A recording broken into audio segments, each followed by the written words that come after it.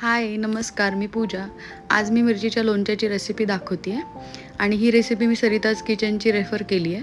त्यासाठी असं मिरच्या क्रॉस कट करून घ्यायच्यात आणि त्या लोणच्यामध्ये जो काही मसाला आहे त्या मसाल्यामध्ये मोहरी, जिरे, सोप, मेथीचे दाणे असे भाजून आणि मिक्सरमध्ये काढून घ्यायचे. त्यामध्ये तुम्ही थोडंसं मोहरीचे दाणे पण टाकू शकतात आणि मग त्यामध्ये तुम्ही हळद, मीठ, हिंग, लिंबाचा रस हे सगळं तुम्ही टाकू शकता. त्याचं व्यवस्थित प्रमाण हवं असेल तर मला प्लीज कमेंट कराल. मी उद्याच्या व्लॉगमध्ये त्याचं प्रमाण कमेंटमध्ये लिहून पाठवेल. आणि खास हे लोणचं माझ्या सासऱ्यांसाठी बनवलं आहे ते, कारण की ते खूप मागे लागले होते की एकदा तू ट्राय कर म्हणून, आणि केलं. इझी होतं. बरं झालं मी ट्राय केलं, काहीतरी नवीन शिकायला मिळालं मला.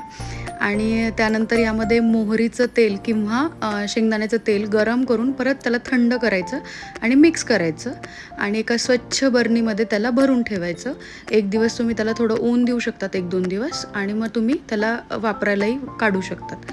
अशा प्रकारे एवढी टफ रेसिपी माझ्या लाईफमध्ये मी पहिल्यांदा केली आहे. सो अशी झाली आहे. छान झालं होतं लोणचं.